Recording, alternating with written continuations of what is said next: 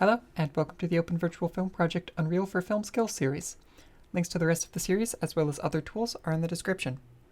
In this video, I will be covering how to version up your environment to keep a backup of its kit-bashed look in preparation for adding your own meshes. Picking up where we left off with our hallway and the levels that we had created. To start the versioning process, we either want to go to the OVFP plugin in the toolbar, click Dynamic Set List, and click this Version Up Current Level button. Or, if we go into the Virtual Production OVFP dropdown, there is a Version Current Level section where we can click the Version Current Level button.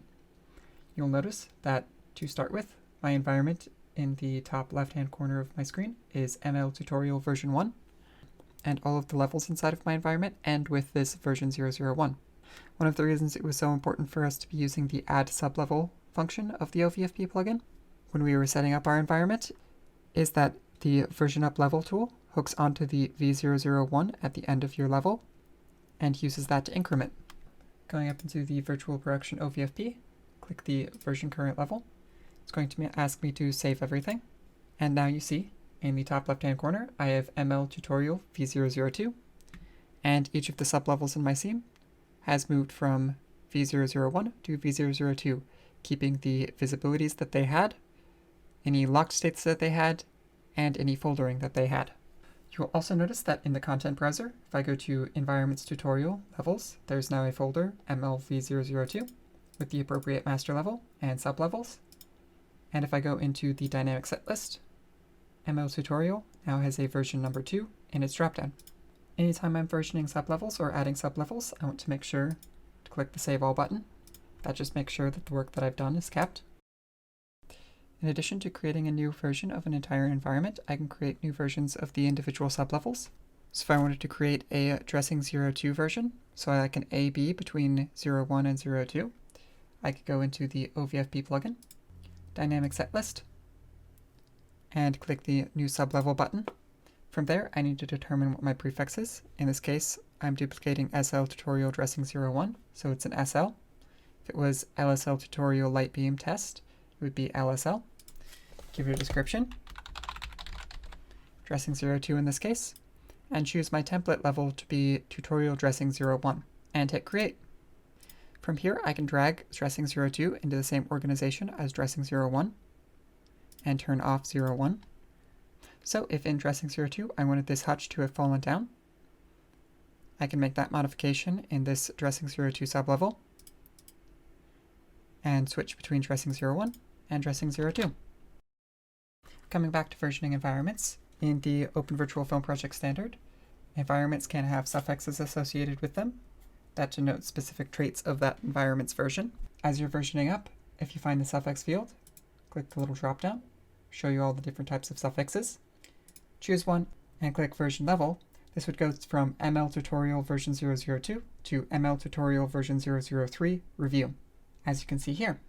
As you're working, it is important to track which versions are created as well as which department is in control of a particular version to avoid stepping on each other's toes. For instance, if you do not have a turnover between art and previs, where as art is working, they mess with one of the animation reference surfaces that previs has been animating on top of, and suddenly in the previs animation, their characters are now floating in space or walking through trees. In our list of version suffixes, having a good understanding of where everyone is at and when something can and cannot be touched helps streamline the process of working in the software. The first one is REV. Oftentimes when you are working with a creative team, you will do reviews of an environment. A suffix of REV means that that version was used during one of the reviews and might have quick changes and notes that need to be cleaned up and merged back into the official branch.